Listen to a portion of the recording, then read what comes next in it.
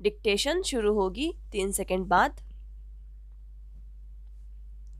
हमारे विकास और परिवर्तन की विडंबना आज ये है कि आमजन का पुलिस से भरोसा टूट रहा है, तो राज से राम रूठ रहा है, तो जनप्रतिनिधि भी धनबल और शक्तिबल से चुनाव लूट रहा है। स्टॉप।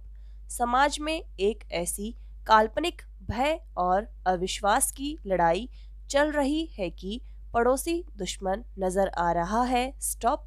ये भय और असुरक्षा का वातावरण कुछ इस तरह है। सरकार, बाजार और मीडिया प्रचार से हावी है कि प्रेम, सद्भाव और भाईचारा भी हिंसा और नफरत की राजनीति के दरवाजे पर बेबस दम तोड़ रहा है, और पूरा नया भारत सबका साथ, सबका विकास के नारे लगाते लगाते हिंदू, मुसलमान, सिख और ईसाई हो गया है। स्टॉप। ऐसा लगता है जैसे कोई भय, भाग्य और भगवान ही इस भारत को चला रहा है। हजारों साल की सामाजिक, आर्थिक, सांस्कृतिक और राजनीतिक गैर बराबरी की हिंसा कुछ इस तरह फैल रही है कि मनुष्य अपनी प्रकृति से लड़ रहा है और नदी, पहाड़ और हरियाली को निगल रहा है। स्टॉप। पैरा। हमारे राष्ट्र निर्माता और भविष्य विधाता कोई ये नहीं जान पा रहा है कि शिक्षा, स्वास्थ्य और पानी के लिए हम भारत के गरीब लोग आज तक वंचित क्यों हैं, और रोटी, कपड़ा और मकान का छोटा सा इनका सपना अभी तक अधूरा क्यों है। स्टॉप। आने वाले 2050 तक शायद भारत की आबादी सबसे अधिक होगी, तब फिर दुनिया का ये सबसे बड़ा लोकतंत्र क्या करेगा। स्टॉप।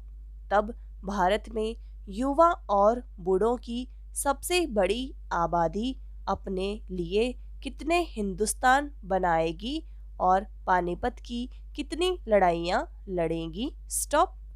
कभी सोचे कि यदि सभी गांव शहर बन जाएंगे और सभी शहर महानगर हो जाएंगे, और तब फिर हमारा गरीब भारत कौन से चंद्रमा पर जाएगा, और फिर कौन सा ज्ञान विज्ञान हमारी जलवायु और पर्यावरण को बचाएगा, क्योंकि अभी तो यहाँ आधुनिक भारत का बाजार गर्म है। स्टॉप।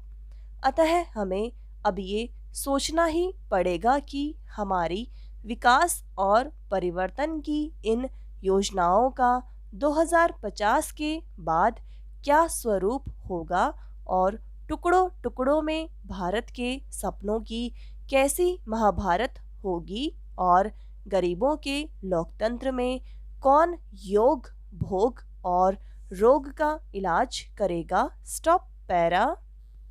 ऐसे में एक देश, एक चुनाव, एक पार्टी, एक महामानव और एक गांव, एक कुआं और एक समान की राजनीति करने वालों को अब ये बताना ही होगा कि भारत में गैर बराबरी की हिंसा का अंत कब होगा, और आंख बंद करके उजाले की तलाश हम कब तक करेंगे, और हम लोग अंधों के शहर में आईना कब तक बनेंगे। स्टॉप। यह बात अब प्रमाणित हो चुकी है कि भारत में युवाओं के संदर्भ में सबसे बड़ी समस्या बेरोजगारी की है। स्टॉप। 45 वर्ष में बेरोजगारी की दर सर्वोच्च स्तर पर होना इस बात का प्रमाण है। साथ ही यह भी दयनीय स्थिति है कि पिछली सरकार ने प्रतिवर्ष दुगुने रोजगार देने की बात कही थी, लेकिन इनके बिल्कुल विपरीत वर्ष 2017-18 में 1.20 करोड़ रोजगार छीन लिए गए। स्टॉप। सेवा क्षेत्र, जहां हर हालत में कुछ वर्ष पहले मेवा मिलने की गारंटी होती थी, आज वहां पर बहुत ही धीमी गति से रोजगार की संभावनाएं बढ़ रही है। स्टॉप। अमेरिका में भी भारत के बेहतरीन काम की मांग अब कम होती जा रही है। वहीं उन पर नियंत्रण लगाने के हर संभव प्रयास कर रहा है। स्टॉप। अब देशों से जहां लाखों की संख्या में मजदूर रोजगार प्राप्त करते थे, अब वहां जाना तो करीब करीब बंद ही हो गया है। स्टॉप। विभिन्न राजनीतिक, सामाजिक, धार्मिक और आर्थिक कारणों से जो बरसों से वहां काम कर रहे हैं, उनको भी वापस भारत में आना पड़ रहा है। स्टॉप। छोटे एवं मध्यम श्रेणी के उद्योग पूरी तरह से असहाय स्थिति में होते जा रहे हैं, जो कि कृषि के बाद सबसे ज्यादा रोजगार देने वाला क्षेत्र हमेशा से रहा है। स्टॉप।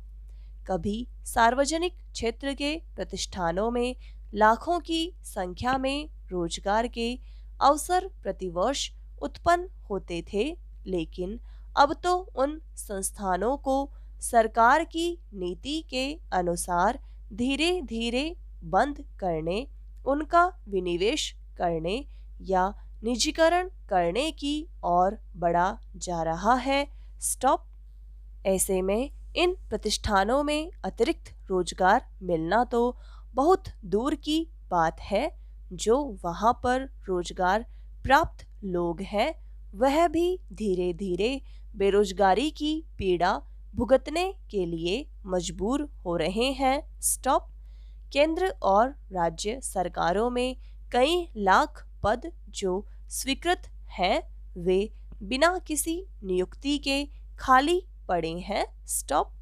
सरकार की नीति पता नहीं किस तरह की है।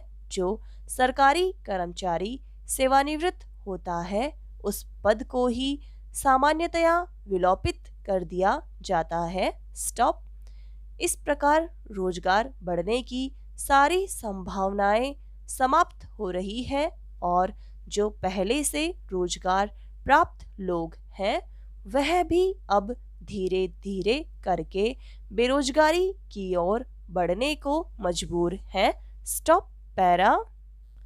केंद्रीय और राज्य सरकारों ने सैद्धांतिक रूप से तो कौशल विकास के लिए अरबों रुपये खर्च किए हैं। स्टॉप।